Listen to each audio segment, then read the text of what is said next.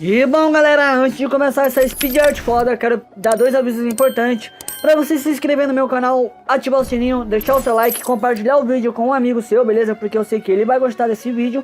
Se você quiser fazer algum orçamento comigo de camiseta jersey, me chama no WhatsApp.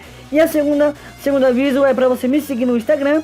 Lá eu solto todas as novidades. E é isso aí, tropinha. Então vamos parar de enrolação e bora pro vídeo.